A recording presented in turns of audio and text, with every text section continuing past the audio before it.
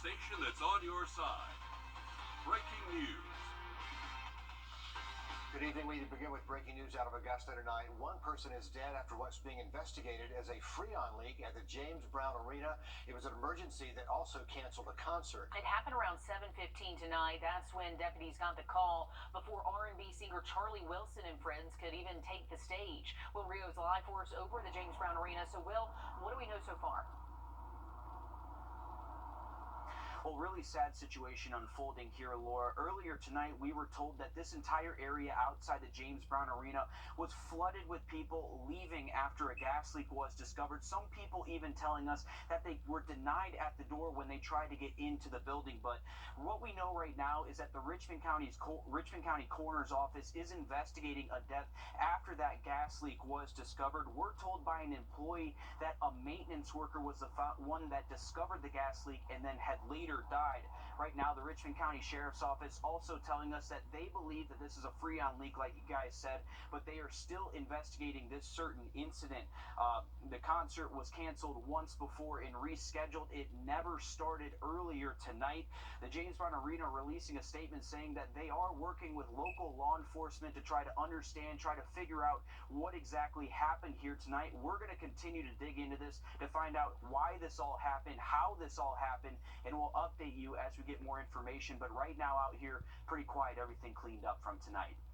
Will Rio, in a deadly situation tonight at the James Brown Arena, an apparent Freon leak taking the life of an employee there at the arena, part of the crew. Will, thanks for the live update there. We were also speaking with concert goers. We spoke with a couple who showed up and they were turned away, told that this was a gas leak, but I'm not sure if we have sound from them. Do we have that sound? Okay, we'll try to get to that in a moment. But first, James Brown Arena did make a statement tonight, so we're learning a little bit more from them. They say it is with deep sadness we report the passing of one of our employees due to an accident occurring at James Brown Arena just prior to tonight's Charlie Wilson and Friends show. That's right. It goes on to say we've canceled the concert. We're cooperating with local authorities as they conduct this investigation. Out of respect and care for our employee and the employee's family, it says, we're unable to comment any further this time. And then it finishes with ticket holders will be contacted directly regarding refunds. Certainly, that is not the headline tonight. The headline is an employee lost their life tonight at the James Brown Arena. It's really heartbreaking. We know that the Sheriff's Office is now taking over. Originally, the fire department had been lead, but the Sheriff's Office, now that there is a death involved, is taking the lead on this case, but we'll keep you updated as this story develops. And we're back with much more local news in just a few minutes. It's Friday night. We're back into the 60s by Tuesday and getting a little bit warmer as we head towards Thanksgiving. And with those freezing temperatures around the corner this weekend, the May Park Community Center will be a designated warming center. The center will be open from Sunday starting at 6 in the evening to 9 in the morning on Monday. Registration for the center is from 5 to 9 on Sunday. When we come back, if you're looking for something to do this weekend, there are several holiday attractions opening. We'll show you what's new at a CSRA holiday staple. As we head for a break, a live look at the U.S. Capitol tonight and your winning lottery numbers.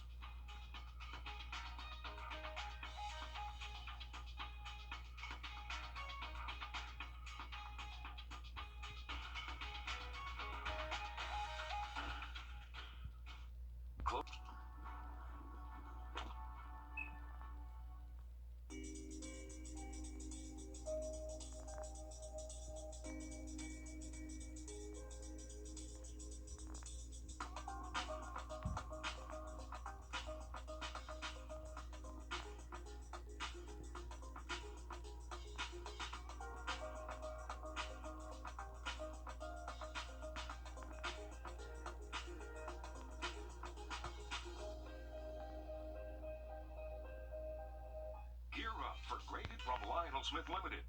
Lights of the South is back. They opened up tonight, a fun attraction with more than 5 million lights, more than 100 acres. That's roughly 80 football fields of lights. Yeah, there's lots to see. News 12 City Hood was at tonight's event to see how months of planning, decorating, and landscaping all came together. It's brighter than ever here in Grovetown. Millions upon millions of lights are shimmering throughout the night. I was out here earlier today for the prep work, and I gotta say, it honestly looks even better in person out here, making you feel like you are truly walking through your very own winter wonderland. It's beginning to look a lot like Christmas. I absolutely love Christmas. Well, I love Christmas lights. It's my favorite time. It's the most wonderful time of the year, and the lights are shining bright to welcome it. It's a family tradition in the CSRA, and it's just a happy place to be for all families. But this happy place didn't happen overnight. A big staff.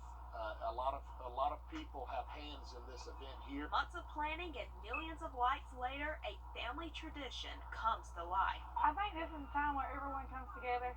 It's a time of getting together, enjoying each other's company, loving the small things that we miss out during the year. We don't really think about till Christmas time. Equipped with new LED lighting, mixtures of reds, greens, and any color you can think of light up the dark woods.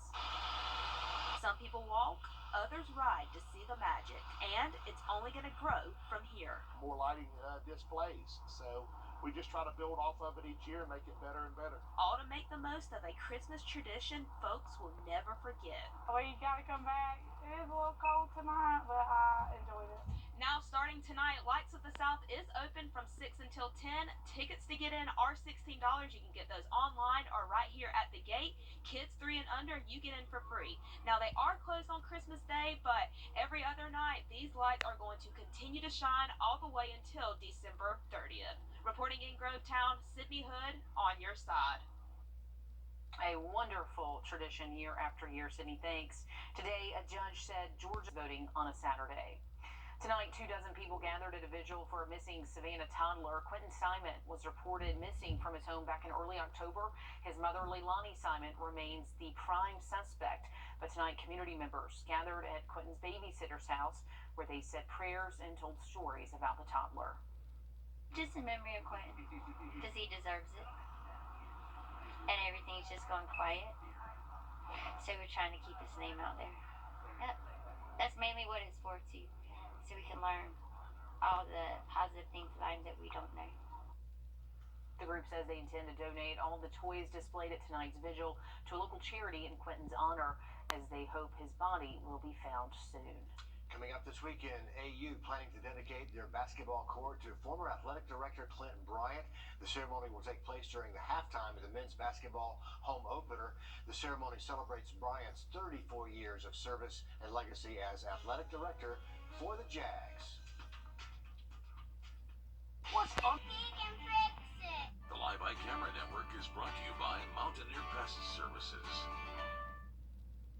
Elizabeth Holmes will spend more than a decade behind bars. The founder and CEO of that failed blood company, Theranos, was sentenced to 11 years and 3 months in federal prison today.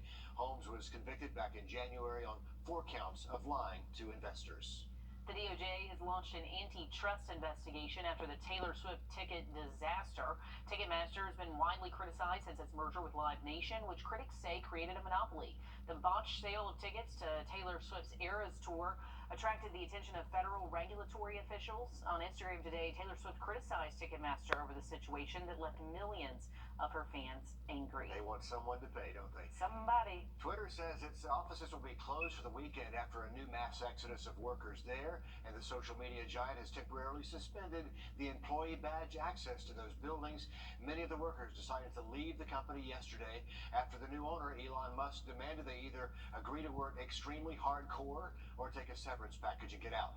The exodus includes key infrastructure engineers, as well as those with important roles in finance, user safety, and other areas of Twitter.